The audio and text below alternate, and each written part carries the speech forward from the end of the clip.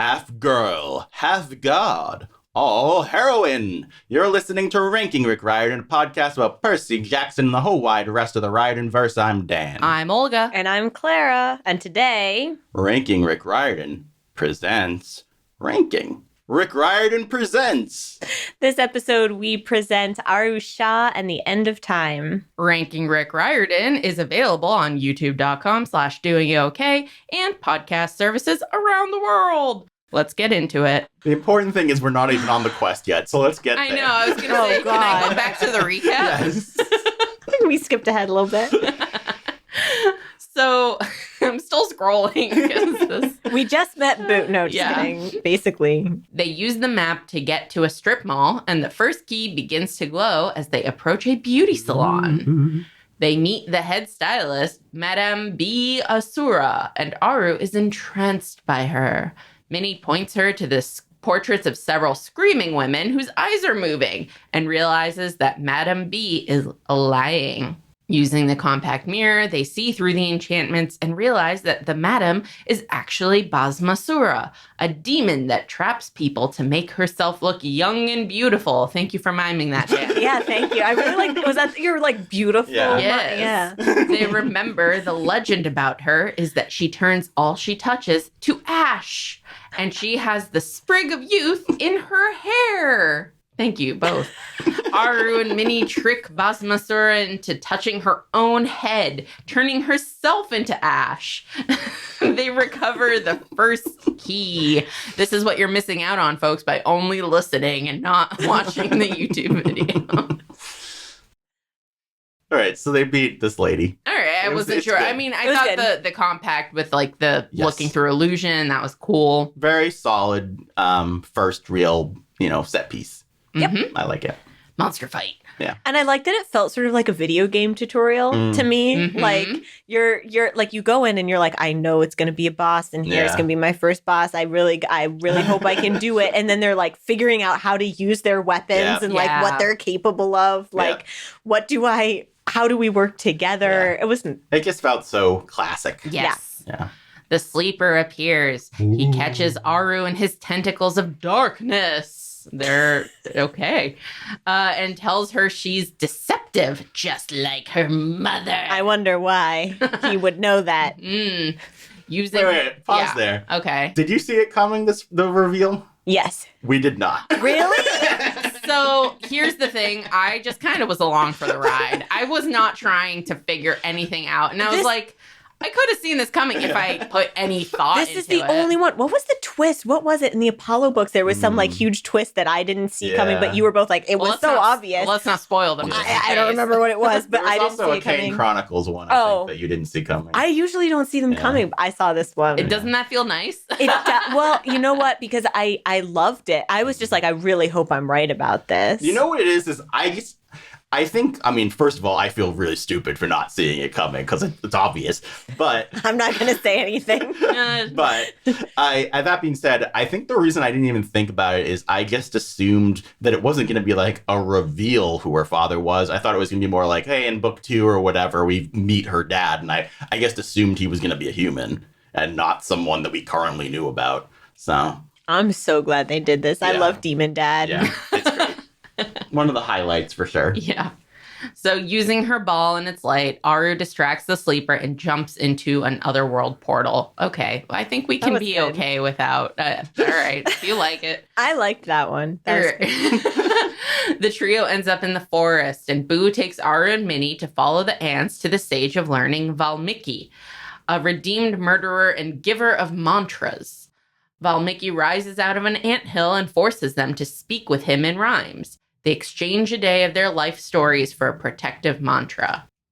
I'm probably going to have an unpopular opinion here. Oh. Yeah, whatever. Okay. This is one of the set pieces that I think was kind of filler and could have been cut. I actually agree with you. I really liked it. I mean, I agree that it could have been cut. They cut it in the graphic novel. But I didn't have an issue with it. Right. Yeah. I just wish it was more important. Yeah. Like, I wish it was either like fleshed out to be more I don't know, I guess like more pertinent to the actual overall story. Yeah. Well, especially because like the sleeper finds them in 5 seconds from now anyway, right? Yeah. So it's like it's only like 2 scenes later that the sleeper finds them, so it saves them like 1 minute. So I don't know. But yeah. That time they could have been debating whether to trade their mom for a pigeon. Yes, exactly. Okay, so using the Mendy map to go to the second key, they land at a Costco. To them, it's the night bazaar, where they are there to find the seasons. Inside Costco, they meet different peoples and creatures, not all from Hindu mythology. I love this. It was stuff. so cool. Oh my God, Yeah. this is so great. Mm-hmm. They get to the night bazaar via the frozen food aisle and chase after a "things you need" sign to reach the court of the Ritus, the 6 seasons. All right, pause. Mhm. Let's talk about the night bazaar and how bizarre it is. Okay. Thoughts? I mean, I love it. Like, I love the setting. I love all the people. I love it as an opportunity to bring all sorts of people. I love it as a like cosmology that people are seeing different things, but it's this like nexus, this like nexus of mythical power. Yeah. I love that it's a Costco. Yeah. I love the thing about the frozen food. Yeah. This is I so love awesome. seeing the little girl in the tree and all that stuff. Lots of great. And there's a few Riordan-esque references throughout this section that are great. I love Minnie flirting a little bit. Well, like not really flirting, but having a little crush. Being like, oh my God, he looked at me. Oh, this is also when they have to go through security, right? To get into the night bazaar. And there's like the line about Grover.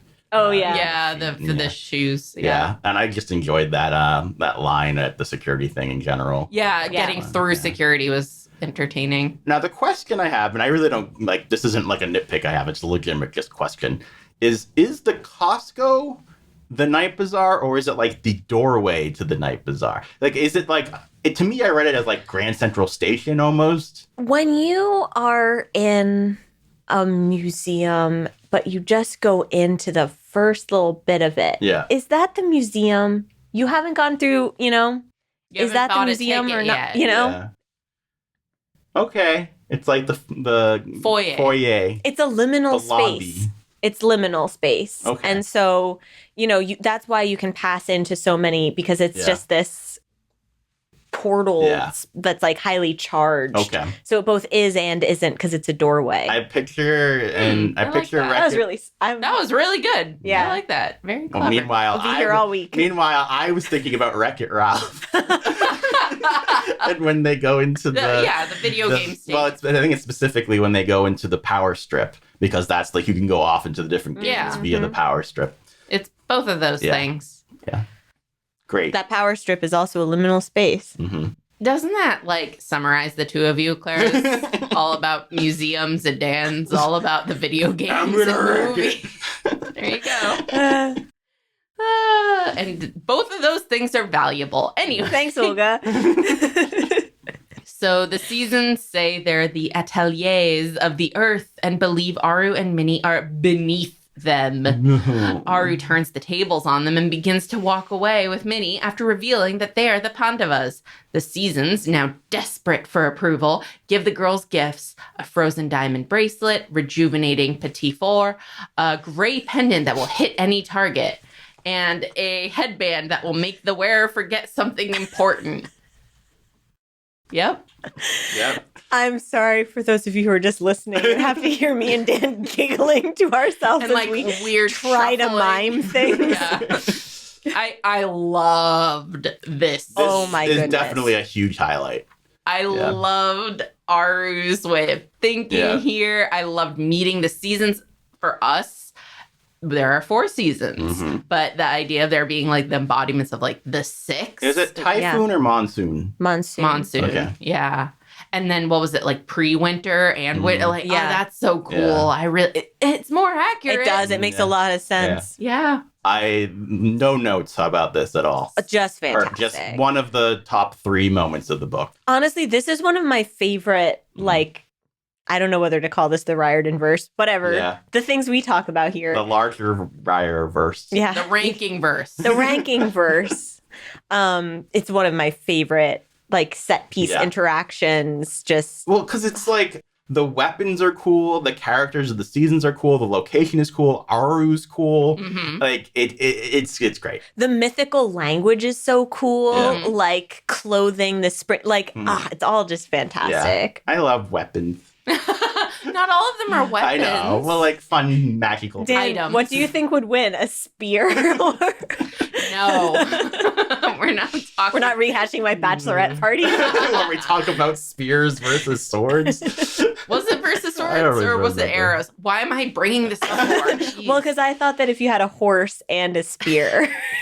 Now, okay. Oh my God, what this are you isn't about to say? Spears, this Okay. isn't about spears and my hatred of spears. If I were going to have a note, and it's not really a Why note. do you Why? know? It's not really a note. It's not Talk really- about spears instead. It's not even really about this in particular. Is it like a little silly that throughout this book they constantly get something they need and then immediately have the use case for it? No. No? Okay. It takes some time for Aru to need the pendant. Yeah, but they use like all the other things like immediately. Okay, they're on a dangerous quest. Yeah, okay. Yeah, let them have it. All right. I see your point of. Also, they have weapons by the end. Like the whole thing is getting weapons. Yeah. So, like, yeah, you're gonna use your other things because at the end you're gonna need your weapon. Well, because I'm also thinking about how they they get things from the guy who's at the Kingdom of Death, and then literally the next scene they need one of the things that he gave them at the gate. I do agree that that was a little too quick. I that noted one that in particular. too. I noted that one Yeah. too. But Right. again, for me, it's a sort of he knows they're gonna Yeah. need it, so he gave it to Yeah. them. Yeah. That one I'll give you, Yeah. but not with these. All right. Well, this is great. So, never mind me. Good. All I'm a right. troublemaker. You really are. They take another tunnel to a huge library said to contain all knowledge when suddenly the sleeper appears. I love this scene too. Oh, Yes. yeah. Minnie manages to freeze him long enough for Aru to literally bite the book of adulthood and that too. spit out a silver coin, the second key. Can we just talk about how great the descriptions are Yes. of her eating the various aspects of life? Oh my god. Oh. Okay, ready? Adulthood had a strange flavor, sweet and bitter at the same time, like candied orange peel. It reminded Aru of walking to school on a cold February morning when the sun was bright but distant and everything was a little too stark. Are you kidding? Yeah. This is That's so really good. That makes me Yeah. want to cry. Yeah. Yeah, that's adulthood. Yeah. It's Oh. February. And Rick would not have written that. No. No. These things, this is such gorgeous writing that adds so much for me to enjoying these things. It's so poetic, Yeah. but it fits. It's not. It doesn't pull me out of it. No, It just gives it's me great. chills. And he just has good idea, good Wordsmithing. observations. She's so Yeah. sensory. Yeah. She is Yes. bringing in all the senses to the Yes. description of what I mean, To a she created concept. the situation where she has to describe what adulthood tastes Mhm. like. Yeah. But then the fact that she brings in a visual element to what adulthood tastes like, but it all makes sense. Also- and tactile too. And tactile. yeah. Also, I don't like candied oranges, and I don't like adulthood, so it just makes sense. There you go. Have you ever had a candied I have. orange? I'm not a fan. I just bought some today. Mm. So. Well, once again, the two sides of. Anyway. All right. The sleeper reveals two things: that Aru lit the lamp, releasing him, and that Boo is actually Shakuni, one of the Pandavas. Shakuni, thank you. One of the Pandavas' greatest enemies.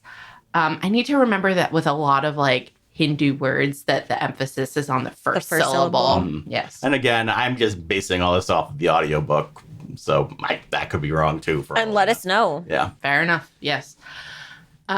He tries to get Boo to side with him against Aru and Minnie, but Boo refuses, having befriended the girls and trying to redeem himself. The sleeper kidnaps Boo, but after getting hit in the head by the headband of forgetting, he drops the birdcage of figurines. Minnie calls Aru a liar and leaves to save her family by herself. This was so sad. I know. It really was. Yeah.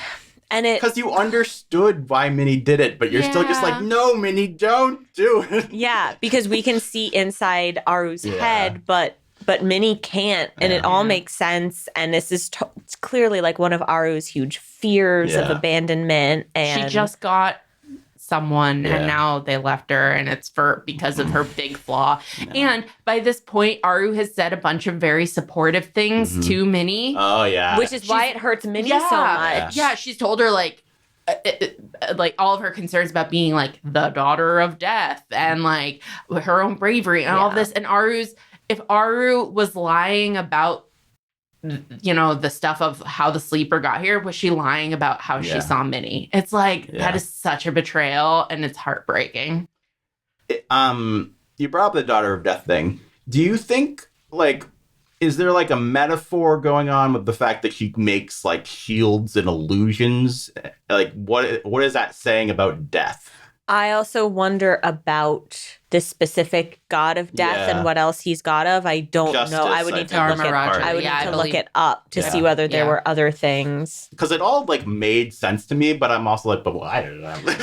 we should read more, I think. I figured that was something that because this book sets up, you know, Minnie and Aru as well, like their relationship potentially being turbulent again in the future. I also am like, all right, I almost don't want to read too much. I know. Because I'm afraid of being spoiled because of the mythology, because for me and, you know, us, we are not familiar with Hindu mythology. So it would feel like, all right, I want to learn from this book and then kind of do my own digging. Maybe death is an illusion because you get reincarnated.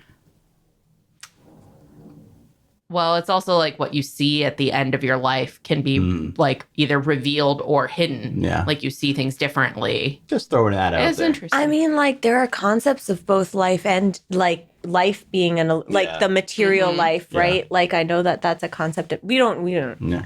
I don't know. It's all a simulation. So all alone, Aru reads a book about her life so far. That's so cool. It doesn't let her turn the pages to the future. I like that too. She realizes her lies against Madame B and the seasons led to something good and that she's a creative thinker. So it's not all about like, I'm dishonest. It's like, there's a good side. Your greatest flaw is your greatest strength. Yeah. But in this way, it's not like trite the way that. No, I said it that way, but I do like it. No, it's great. So she opens the abandoned birdcage and uses Indra's light to release the mounts of the gods. Indra's 7-headed horse takes Aru to the next location. Location. Well, that's kind of important because it's a travel agency.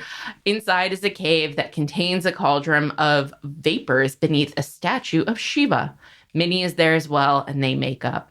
Yay! I'm glad that didn't get stretched for too long. Also, there's an ocean of milk. Also, that it feels so real for honestly, for like a lot of friendships, for like your good friendships, like you have this huge fight and you storm off and it's a sort of like, if someone doesn't approach the other person, it could last forever. Yeah. But as soon as you actually approach, it's sort of like, I'm so sorry. Like it's I'm also so glad very to see you. sibling-y. Yeah. Great stuff. Then they do some science. Yeah. So the cauldron has something inside, but it's filled with hala hala poison. And Minnie uses her beautiful brain to figure out how to hit a chandelier of fire so it will fall into the poison and turn it into gas. Left behind is a small turquoise goblet with a silver liquid. Aru drinks from it and then spits out a key of bones. How do you mine bones? I go with Clara's interpretation. And this is the sip of old age. I would like to read that as well because it's as you should. So good. Old age didn't taste bad. It reminded Aru of her birthday last year. Her mom had taken them to a fancy Italian restaurant. Aru had eaten so much that she'd fallen asleep in the car. Her mom had picked her up. Aru remembered because she kept pretending to be asleep and carried her to bed. The sip of old age was like that, a happy kind of fullness. Like, it makes me excited for old age, but in a like such a content. Yeah. This is such a fantastic metaphor because it's also nostalgia for when you were younger. Yeah. That's so sad. Chills. Like I have goosebumps again. I want Italian food. Me too. I'm hungry. I'm hungry for old age and candied orange peel. So finally united, the three keys transform into a door to the kingdom of death. And they don't talk about that dang pigeon. Dan. Oh, well. We're moving on. The two meet the dogs, Ek and Do, who say they must be dead to move forward. Aru uses her ball to play catch with the dogs. With them distracted, they go further into the kingdom. It's got to be the most one-to-one Percy Jackson thing in the whole book, right? Yeah. With Cerberus, yeah. Well, but if that's the thing that's in the mythology. mythology, I like that. Yeah. they find a line of people who've died waiting to be seen by the Office of Karma and Sins. In the office is Chitragupta, who keeps a record of everything a soul has ever done. He says neither he nor the Dharma Raja could help them on their quest. He gives them some good karma to get past the halls of death, a cookie of wisdom, and a ballpoint pen if they ever need to contact him again. I really liked him. It was really sweet. The this is what a feminist looks like moment was just fantastic. He's great. Just a nice uncle. He really is. He's just such a he's such an uncle. It's like a cultural the cultural uncle also being like a very nice touch. At a fork in the halls, Minnie eats the wisdom cookie to solve a riddle of which path to take down a hole by the Dane sign. They slide down into the Palace of Illusions made by the Demon King Mayasura. What, Dan? I love this. Oh, okay. I thought you were about to be negative, and I was going to... Yeah. I love it. I was going to throw the book at you. Well, they could have cut the sandstone, whatever what's the word, sand trap. It was quicksand. Sure. But it didn't last that long. I didn't mind that, yeah. And again, the tactile kind of... Yeah. This was good, like, set design. Yeah, like, I could visualize everything I love this here. house. Yes. Yeah. So the palace is offended at their intrusion and doesn't believe they could be reincarnations of the Pandavas since they don't remember it, their dream home. The palace tests them, giving Aru a bow and arrow like Arjuna and sends fiery fireflies at her. She loses her arrow in the forest, but remembering the tale of Arjuna and the fish's eye, Aru senses an otherworld door and escapes. She finds Minnie was arguing with a copy of herself, but rationalizes it out of existence. Mm-hmm. These actions convince the palace that they are reincarnated from Arjuna and Yudhishthira. They reassure it they will think of it fondly and are gifted with tiles from the home. Oh, it was so sweet and sad and beautiful. Really, I kept thinking of Encanto. Yeah.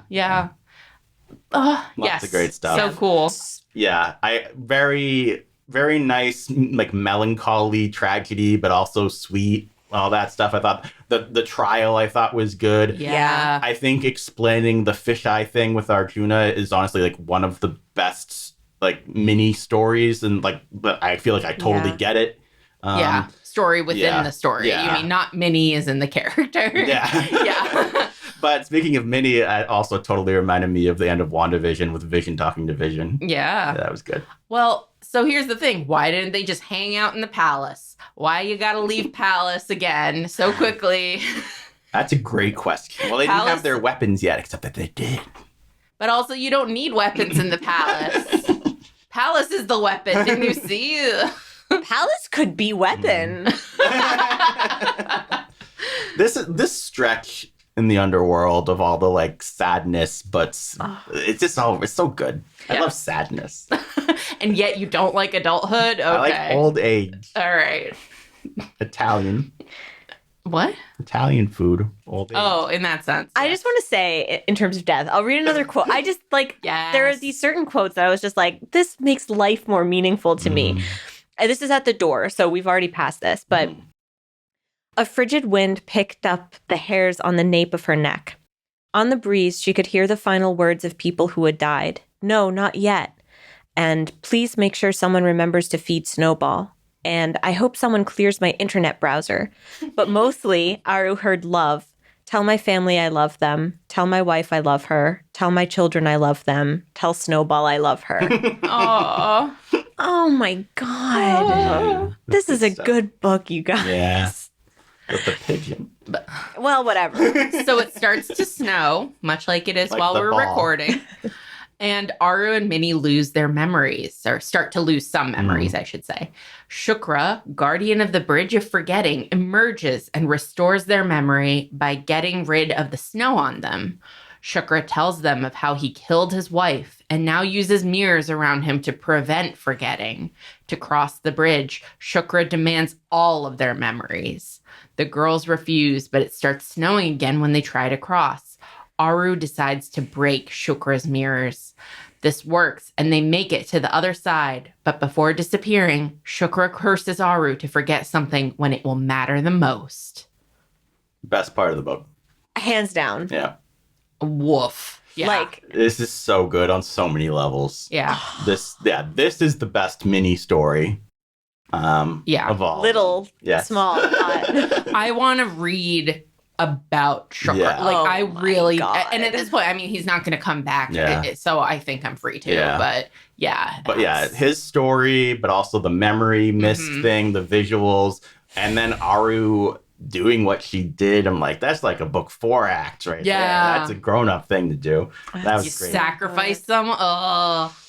This reminds me of the oh God, what were they? They were the gods that Annabeth and Piper had to face. Oh, the chained god. The chained god. Yeah. Like it has that was so it has good. that sort of level of like, oh my God, like it's just like this almost standalone, except it's not. Yeah.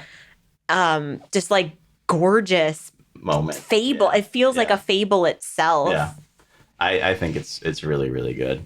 And it's also, it's part of what makes it work so well too is that like they do a good job of making him like a hateable character, but it still feels wrong that she did what she did. Oh, it feels wrong. But This it's feels also way like, worse yeah. than than the fact that they didn't trade their mom for Boo. I thought you were going to say trade their memories. I was like, they can't trade their memories. But no, the Boo thing, whatever. In comparison to this, anyway. This is a great scene. So they enter the mouth of a massive whale. Aru's orb and Minnie's mirrors are revealed to actually be Indra's Vajra and Dharmaraja's Danda. Their power was awakened when the sisters tried to save each other. No. We had our power inside all along. Yeah. Power of friendship. Yeah. They reach the pool of the past. I'm trying to remember. Did they explain the whale at all? Is that No. Okay, there just is a whale. I imagine there's something in the mythology that, and again, like I want to read so much about Hindu mythology, but I'm like, I don't want to get spoiled on it. I don't want to like confuse myself by not really being like what's from the books and what's from the. That said, if I Google celestial weapon whale kingdom of death Hindu mythology, maybe it'll have a result. I don't know. So the thing that I also think in retrospect is interesting is so like they already had the weapons, but this is where the Guardians were sending them to. Like they thought they would get one of the weapons in the mouth. Yeah. That's interesting. Yeah. Yeah. Because they instead get it awakened their weapons. They get the weapons at the place, but it's not the way they thought it would. Yes. It showed that they were worthy of the true power of those objects gifted to them by their soul fathers. Yeah. They reach the pool of the past, and Aru realizes her mother loved the sleeper and that she is his biological daughter. Born before he was Scary Shadow Man. But he still had different colored eyes. Yeah. and that's always suspicious. Yeah. It is. So what do we want to... So Clara figured this out. We were silly. I hypothesized. I was really, really hoping, because I love this sort of plot. I love this. I love a good Darth Vader reveal. And I was not disappointed. And what I was disappointed in is that we didn't get all the answers at the end of the book. But like, okay, fine. But it's not even we'll talk about it more at the end of the book. But it's not just about the answers. It's more about like the emotional discussion that they should have had. But the biggest question I have about the sleeper is what's the guy's name? His like actual name? His real name is Suyoddana. So is Suyoddana a reincarnation of the sleeper? Because the thing that's confusing to me is that they say that the Pandavas have fought the sleeper before. And so that doesn't seem like it jives with the origin that this sleeper has. So is it that the sleeper, like the Pandavas, keeps getting reincarnated every generation? I don't know. I think we don't know yet. Yeah. So I just thought it just felt confusing that he's always existed, but then we got this origin that was so specific. I think we just don't know. Like, and then there's the whole, like, he was sort of like a sleeper cell, like, it's like tied into it. Like, we just don't know, and we won't know until the mom tells us some stuff. But I don't know. I feel like I've been sort of trash talking the mom, and like, I think there are legitimate. She has her reasons. Like reasons to critique her, but also that's like one of my favorite kinds of characters is the mom. So I foresee her or the sleeper becoming my favorite character in this series. Or Boo. Well, I just really love the fact that they humanize the sleeper as a father. Yeah. And that's really just what makes it so much more tragic, that he doesn't want to be this. And the mom is like fighting to prevent him from becoming the sleeper, whether it's reincarnation or however he becomes, like his destiny to be this. And also the mom's, the hints at the mom's destiny being to give birth to a Pandava, like all of that is just like the inevitability of fate and trying to fight against that. There's something tragic about these stories that makes it just beautiful, especially because it doesn't feel, when it's put into young adult fiction, we can look at it as still tragic, but it's not like the capital T tragedy that so much of adult lit is, that can sometimes be a slog to read. So much of Trials of Apollo. Well, but honestly, even that one. That was middle ground for slog of sorrow. Yeah. Like there's so much more. Like sometimes, I want the deep philosophy, and sometimes I just want it to be those chilling quotes about what parts of life are, and just get to like appreciate it and then move on and not feel destroyed for 2 months. Speaking of which, awesome quote from, I think, this chapter. Death had some claim everywhere. Death was in the wind, coaxing a flower to blossom. Death hid in the wing of the bird, folding itself to sleep. Death was in every breath she inhaled. Yeah, I remember that one. That was really good. Yeah. Yeah. Good stuff. I also had written down that they said in the Pool of the Past that he was destined to become the sleeper, which means that he isn't. I just think it's very. This isn't like a problem I have, to be clear. It's just very interesting. Like, is the sleeper like something you get possessed by? Is it that he is a reincarnation, but he hadn't like fully formed the way that like the Pandava's powers hadn't fully formed? Yeah. That's the question. But I'm really interested in learning about like Suyorana the man versus the sleeper, the enemy, the antagonist. So. I'm so excited for this tragic romance story. I hope they live happily ever after by the end of... Come on, guys. No. Some hope. No. It's not going to happen. The mom's going to kill the sleeper. Prediction. Either the mom or Aru is going to have to kill the sleeper, but it's going to be like a Darth. I love this so much, but he's going to like have his humanity at that moment and be like, it's okay. Do it. That's what I want. Fingers crossed. Like when Buffy had to kill Angel. Yeah, like that. But then like without the after thing of how we got a really good TV series, but it undid the emotional impact of that. Yeah. Spoiler alert for Buffy the Vampire Slayer. We have some fairly young listeners who might not have had a chance to watch Buffy. Well, it's okay. Now they know it's worth it. Okay. For Angel. I suppose that's true. All right. The girls encounter pastime and wish. Aru shares the good karma she got from Chitragupta with them, and they let the girls return to the land of the living. Cut it. Yeah, they didn't need a character. Wow, she agreed. I know. Because you know what? These were actually the two characters I found to be the most sort of like, they're just that, like, I don't know, they're sort of annoying. Whatever. There was a funny Trump joke, though. Yeah, there was. So I liked just that. deposit the karma into, like, a pool and then jump through it. I think my problem was that at this point, we've gone through so many set pieces within the Kingdom of Death, and they got the information they needed, and they still weren't able to leave. For me, it was like just the emotional trajectory. It took a deep, like, I wish we'd gone straight into the final battle, riding that really high. Yeah. That's a good point. Yeah. The girls only have one day before the new moon comes, and they now know how to defeat the sleeper. They decide to... What? Lightning. Yes. They decide to return to the museum, so Aru calls upon the godly animals she freed to help them. Mm-hmm. The girl, oh, yes. No, it's just another quote that I realized I had saved, but it's fine. It's my last one. Okay. All right. Okay, when she, like, goes back into life, right? Mm-hmm. With every step she took into that tunnel between life and death, sensation washed over her. Sensation that belonged to memories. She remembered impossible things, like being cradled and held close and told over and over by her mother that she was loved.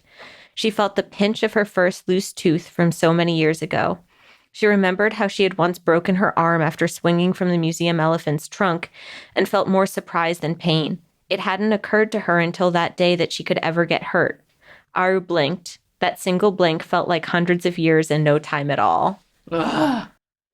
Cool. I mean, and that's cinematic. Yeah. Like, I can see that. And that montage. that montage. And it's cinematic in such a different way from Rick's writing is. Yeah. Like, just to compare it, like, it's not this, like battle choreography. Yeah. It's like this life, like, just. Yeah. It's relatable while also still obviously being unique to the story she's telling. Yeah. But yeah, Roshani Chokshi does this beautifully. Yeah.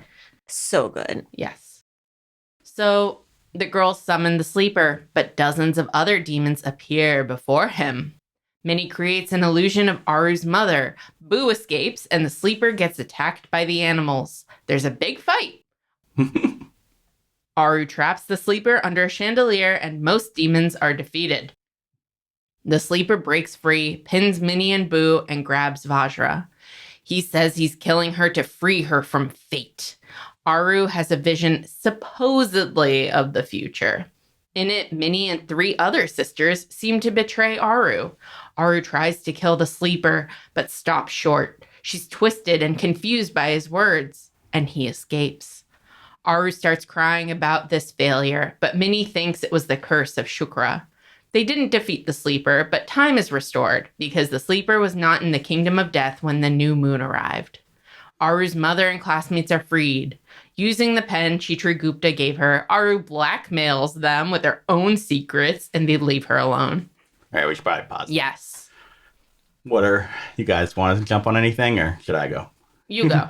I just love that climax of, the whole discussion with the sleeper, her trying to defeat him but not being able to, her feeling like a failure but sort of being coaxed out of it a little bit. Minnie trying to, answer it away in her own way, which I thought was interesting that, like, Aru couldn't really say, no, that's not what happened. But, like, I thought all of that was really well done. Yeah. Yeah. And that they get the victory, but not the big victory. Yeah. It's a great way of ending the first book of many.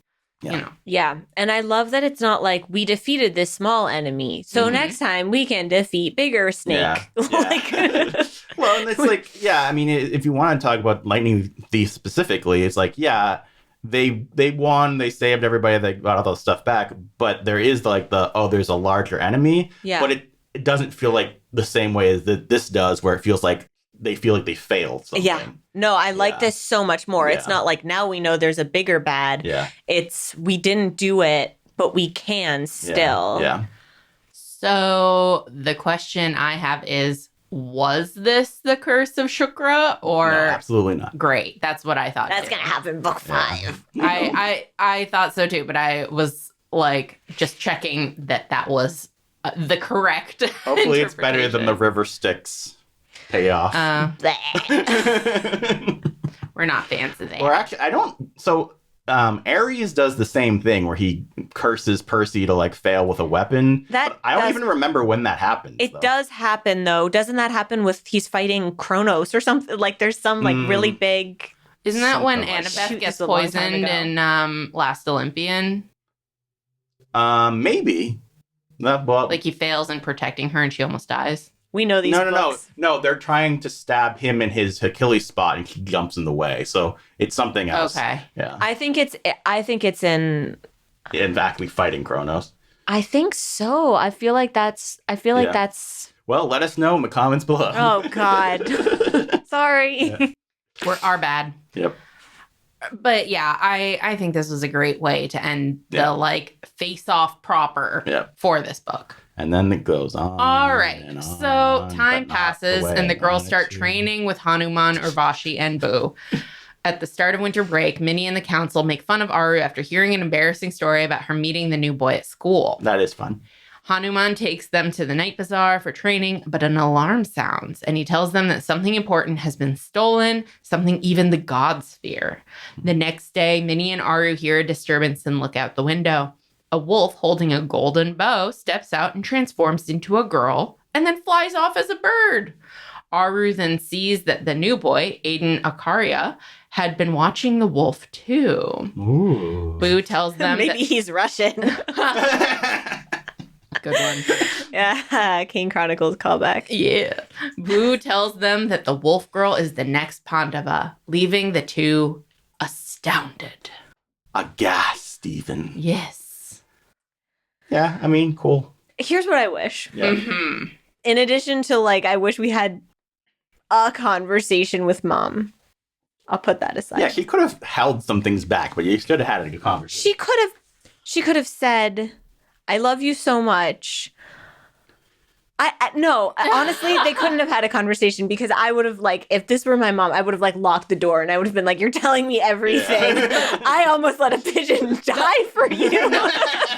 Here's the problem I have. Yeah. It's not like we ignore the mom. The mom, it specifically talks about how Aru's mom and Minnie's parents have conversations about, yes, they're going to have training. Yeah. They're going to get ready for this. Like, clearly, and the mom is even like being very like tactile and huggy and like kisses the top of Aru's head, and it's very sweet. So it's like, okay, so mom is on the page of, yes, they're the Pandavas and need this to be in this world. But how Aru relates to her mom and her mom relates to Aru specifically, individually, that being unaddressed. After it doesn't parallel the intro of the book. That is the core spine of Aru's story, is her relationship with her mom. So the fact that it's like left completely unfulfilled at the end is... And, like, I understand that would be this whole other thing, right? Yeah. Like, I understand not wanting to do that in this book, but then I wish it had ended. Yeah. Or we had gotten no mention of the mom and, like, the book ended and then there was, like, this other chapter that was, like, almost like a preview of book 2. Yeah, like an epilogue. Yeah. This was... I think the other thing is, to me, I felt like the mom got off easy. Yeah. That was part of my issue, was like, maybe if they had a conversation, I would have been more on the mom's side. But instead, I felt like Aru was like giving her mom slack. But because Aru was the storyteller, it was like, you're supposed to give their mom slack too. And I honestly don't. You're still being a bad mom, no matter why you're doing it. Like, so I don't know. Do I feel bad for the mom? Sure, but I also don't think she's a great mom. So is she going to be my favorite character? I'm sure yes. But like the also the fact that Aru doesn't get to have that conversation, like it feels like, I don't know, abusive is a really strong word. I don't think I want to use it here. Yeah. But like there's some level of like this like Aru just had to go through this thing completely uninformed because her mother purposefully kept her in the dark. Yeah. And there's no acknowledgement like that was a horrible, there's no apology from the mom. Like it just, I don't know. Yeah. Even if all they really needed to address is, why didn't you tell me who I was? Yeah. Or, and honestly, like if the mom, and maybe this isn't her personality, and that, I'd love that. But like if the mom had cried and said, I'm so sorry, I was just trying to protect you, and end scene. Yeah. I could have, that would have been something. That would have given me more than what we got. Yeah. Well, they just really refocused it away from Aru's relationship with her mom to Aru's relationship with Minnie, and like the idea of like, instead of parent-child, of like sibling/sister relationship. I think what also made it harder is that they did like a 3-month time jump or whatever, and I'm like, wait, hold on. And there's no conversation in that whole, like, I'm sorry, if that mom is going to do research again, which I think is the idea, right? It's like, no, actually, here's your plane ticket. Yeah. You're not, because I'm the one who ends up having to go and do things still. Yeah. And you need to talk to me about this. My life is in danger because I might be manipulated because I don't have all the information. You need to actually spend 10 minutes. I also would have been okay if Aru tried to have that conversation and the mom still shut her out. At least that would be acknowledging that they should have the conversation. Yep. I agree. Yeah. It just skipping over the idea of needing this conversation was really strange. Yeah. All right, let's get into feedback. What did you think of Aru Shah? Send us feedback at ourpodcastfeedback@gmail.com. Comment on the YouTube version of this podcast or tweet at us at Ranking Riordan. Please send us reviews on Apple Podcasts, Audible, or rate us on Spotify. Yeah. Yeah. Help us out. Thank you. We're in dire need. Oh boy. All right. So, what are we? Who's to say? Only one way to find out. You'll need to rank and review us. Rank us. All right. Please don't do that. No, actually, I don't. I meant against other podcasts. Well, don't do that either. You should cut this out, Dan. Oh, I'll stay in. I know, but I'm asking anyway. All right. So first bit of feedback comes from Sid the Kid 135 via Apple Podcasts. Please read this on the podcast. I will literally freak out. Yay, Clara. Yay, Clara. Sid, get to the freaking out. I am so happy to see, more like hear, you're back. All of you, not just Clara. Well, thank you. Although. Yeah. And you can watch us on this video. Mm-hmm. I have listened to your recaps of the Heroes of Olympus at least 3 times. Help me with more new stuff. Yeah. Here it is. There you go. Here are my ships. I love these ships, by the way. Yeah, they're really good. Yeah. Zia and TJ, followed by Mallory and Rachel. So interesting. Followed by Piper and Mallory. Then Meg and Halfborn. I see that. That's really interesting. It's so good. They're feral, so yes. Like, that's a really weird power couple, and I love it. Yeah. Meg needs to grow a few years older. Well, yeah. That goes for a lot of ships in the Riordanverse. Yeah. Hearth and Jason, Hazel and Connor Stoll, Blitz and Frank, Sadie and Selena, Leo and Sam, Raina and Beckendorf. I like that. That's so very interesting one. I love Mallory and Rachel. Yeah, that's a good one. Redheaded. Redhead power couple. Also, Aru Shah and The End of Time is so good. We agree. Looking forward to Ranking Rick Riordan presents half Clara, half Olga, all Dan. I didn't realize that Clara All plus Dan. me equals Dan. Yeah. Sure. Math, whatever. What is that? These emails, just by the way, like Dan will send us like screenshots or whatever, and they make my day. And my partner has to hear me read them and get very emotional. And they're like, that's nice, sweetie. But they really make my day. Someday we're getting them on this podcast. We really, when we re-review Lightning Thief, they'll read it's happening. I'm going to force them. A newbie. That's exciting. They've only seen the movie. Oh, God. No. I force them to come to the movie with me. I think that's why I resent the movie so much. This actually explains it. Because I think if they hadn't seen the movie, they would read the book. Anyway. All right. Next email. So Jackson says, it sounds like your plan for Rick Riordan Presents is just to cover each book, not to rank it. Or did I miss something? All right. So this leads to a bigger question. So we're definitely doing some kind of ranking, which is about what we're about to do. But Olga and I had a bit of a disagreement about whether we just rank within a series or whether we rank the series against each other. I know who thought which. And I've also thought about this, and I know what I think. Okay. I think Olga said we just rank within a series, and Dan wants to rank the series, and I want to rank within a series, because otherwise we're going to get into all sorts of, like, there's going to be bias that we necessarily bring in, I think, like familiarity with different things, like what, you know, and just like mythology. and just ranking different authors. I don't like that. And we're going to really disagree. You could definitely rank Encanto versus like Moana. How is that any different? I wouldn't do that. But you don't- could. You know which one you prefer. Yeah, I do. Okay. Yeah. I didn't think about it. But the thing is that, like, I think that there's something more personal when you're reading. But we're not saying anything is bad. I know. No, but I don't want... What if something really is? What if there's a book that we just, like, really don't jive with, or a series? Well, I think if we straight up say we don't recommend this, it doesn't need to go on the list at all. I guess that is what we decided to do. Yeah. That is true. We did say we would do that. Yeah. I would feel bad. I mean, also just because like these authors are really like I don't want to do that. I think it goes against the nature of the podcast to not do that. I think that we shouldn't do it with individual books, but we should do it with a series. So that way, if we don't recommend so a be series, clear about what that means. Yeah, I am. Okay. So what anyway, sorry.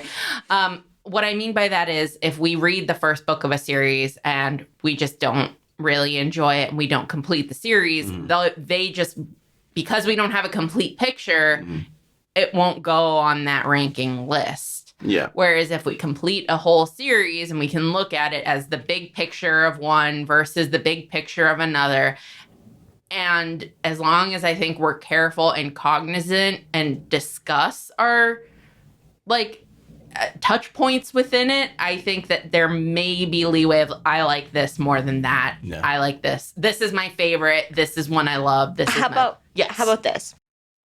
We keep track ourselves personally. But that's not what the podcast is. Well, let her We can finish. rank. We can be ranking within series, right? So we're still doing ranking. Yeah. We keep track, and at the end, we each say our top 3.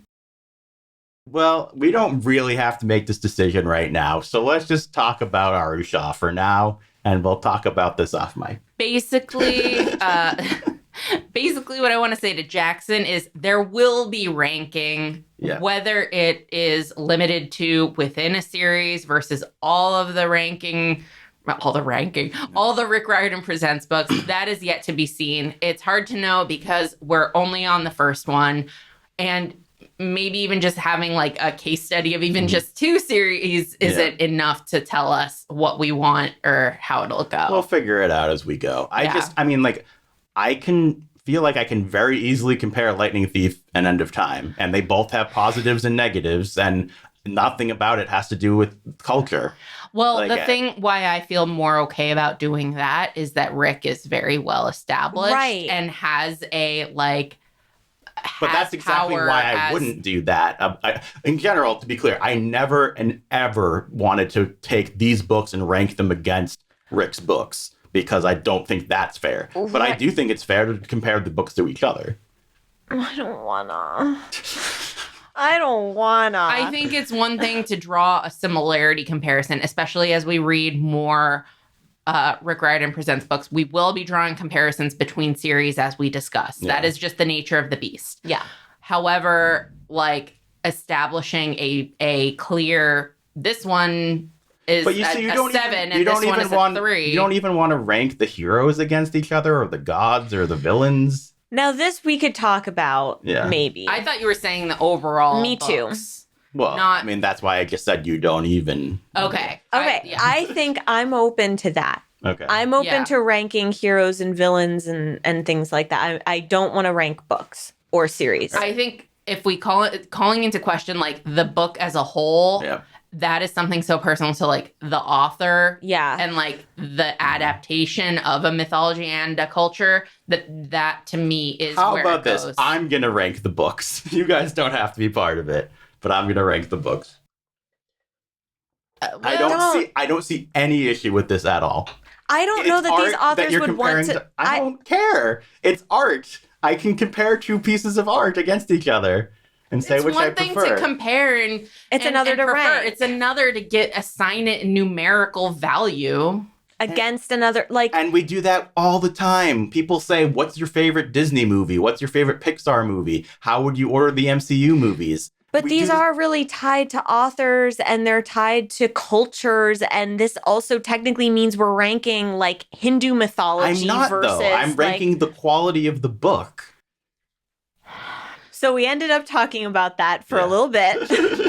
There has been no consensus reached, no decision reached. Let us know what you think in the comments. Yeah. I think there are a lot of things that can be said about it. I don't think there's any like right answer, wrong answer, whatever. Yeah. Ultimately, we'll decide like what we all feel comfortable doing once we're done with Aru Shah. Yeah. We still have time. For now, we're just going to talk about Aru Shah and who's the best god at Aru Shah and all that stuff. Yeah. So what's our options? With that, Dan, you have an important job here. I apologize. Let's be frank, it's time to rank. This one's good, but that one stank. Ranking Rick Riordan presents. Jazz hands. Now you guys don't do enough. Well, Clara did the motion. There we go. All right. All right. So for best hero, our nominees are Aru and Minnie. I think that's the order. Aru's top, Minnie's 2. Agreed. Yeah. Love them both. They're so great. Yep. All right. Best god. Nominees. Boo. Urvashi. Well, is Boo a god?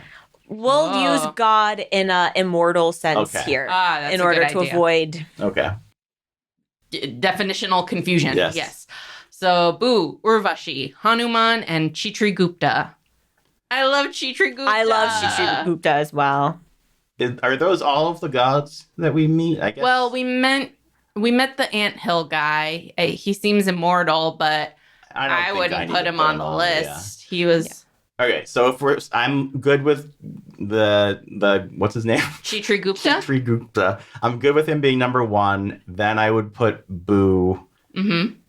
Then I'm okay with either order or Urvashi and Hanuman. Do we go in ascending order or descending order here? Number 1 is the best. No, I know, but when I'm listing them out... Oh, you start at the top and you go the worst to the best. Yeah. So that's descending, you think? No, that's ascending. Yeah. Okay. It gets better. So we're putting at the bottom. Well, what do you think? I don't know. Hanuman or Urvashi. Hanuman. Okay. Yeah. Because I liked Urvashi's descriptions of like the clothes from like the And I liked the henna stuff. Yeah, that's true. She just like interacted with them a little bit more. She's more of a character. Yeah. I like that she dances. Yeah. Yeah. There we go. All right. So we're going Hanuman, Urvashi, Boo, and Chitragupta. Yes. Okay. All right. Best baddie. Nominees are The Sleeper, Madam B, and Shukra. So I'm saying Madam B, Shukra, the Sleeper.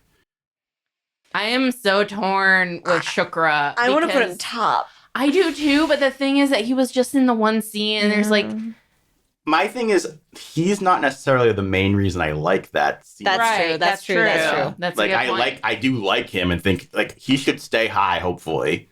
But I just don't think that he's good enough to be the Sleeper. All right, You're right. You're right. Yeah. Also, I do really like the Sleeper too. Yeah, it's so interesting that he'll stay probably number 1 for quite a while. Yeah. All right. Wow. Is that everything? That's it. Everything. Yeah. And I rank End of Time number 1 in the Aru Shah series. Yay. Number 1. Best end of time so far. All right, guys. Thank you so much for watching this. It's been a doozy. A doozy. All right. May the gods be ever in your favor. Bye-bye. Bye. Bye.